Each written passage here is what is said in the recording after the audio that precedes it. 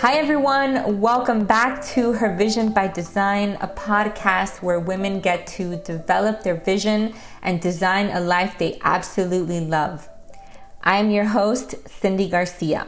In this episode, I want to talk to you guys about a time where I felt unqualified.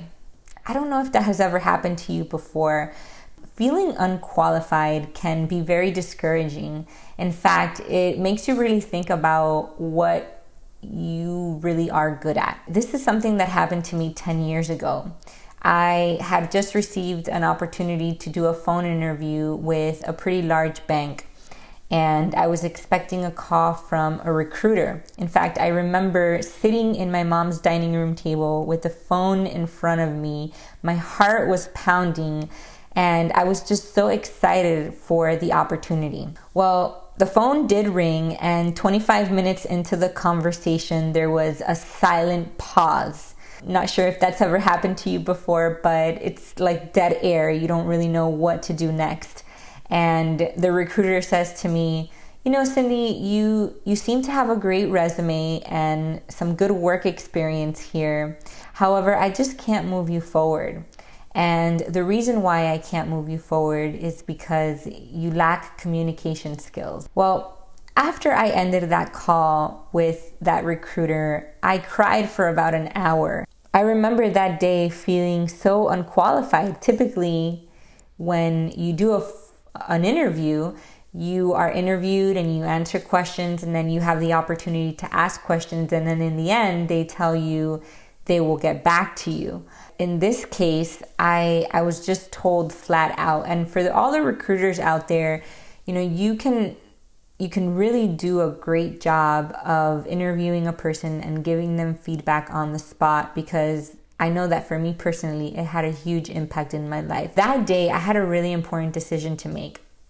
I could either choose to continue crying and feel like I'm not good enough, and maybe even decide that I wasn't going to ever pursue a job where there was any communication involved, or I could choose to do something about it. I remember thinking to myself at the end of the day, okay, well, the best thing that this recruiter could have done is given me this feedback. And so I took time to reflect on that and thinking about what good came from this and how I felt. The very next day, I went to Barnes & Noble's because at that time, I wasn't working, so I couldn't even buy a book on communication. But I remember sitting in Barnes & Noble's for hours and hours and hours, soaking in every single book that I could on communication, on interviewing skills, on presentation, on posture. I remember just sitting there for hours and hours and hours, soaking all of this stuff in. And there were times where I just thought to myself, goodness, this is silly. This is just not going to work. Why am I even going through this if I'm just not going to be ever good at it? But I remember my husband always saying to me, there's no such thing as can. If this is something that you really want to do, then just keep practicing. And that's exactly what I did. I continued to practice. And even till this day, I continue to practice my communication craft.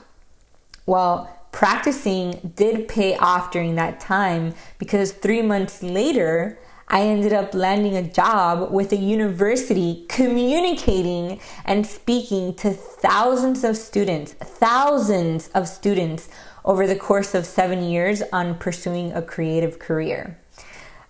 I remember the day that I got the phone call. I was driving in my Toyota Camry, my white Toyota Camry, from Orlando to Miami.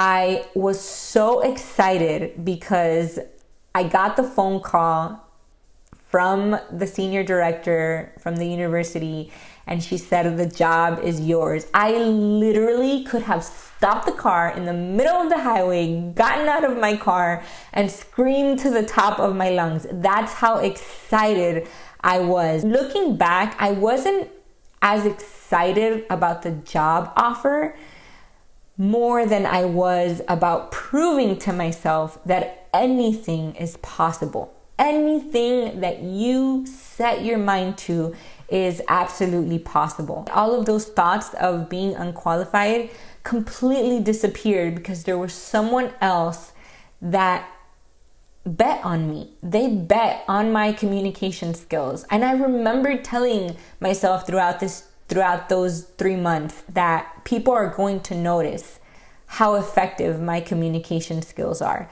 So today, I want you to walk away from this episode with 3 things to do whenever you do have thoughts of feeling unqualified. The first thing is to be resourceful. Being resourceful is so powerful because it gives you the opportunity to seek out whatever it is that you're looking for. For me, in my case, it was Barnes & Nobles. Barnes & Nobles was the place that I had to go. I could have gone to the library as well. You could also seek a mentor or volunteer in whatever it is that you're looking to do. The second thing is to believe in yourself.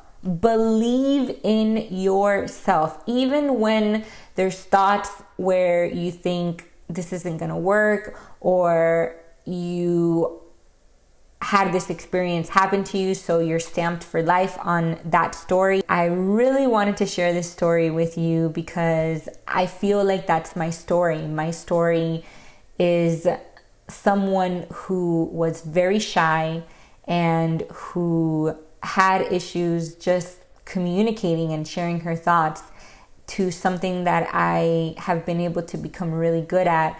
And at this season in my life, I'm starting to become more comfortable with sharing more about myself and who I am and what has shaped me. So thank you so much for listening to this episode. I hope that it was worth your time, and please feel free to subscribe, to rate it, and if you know someone who could also benefit from this episode, please feel free to share it with them as well.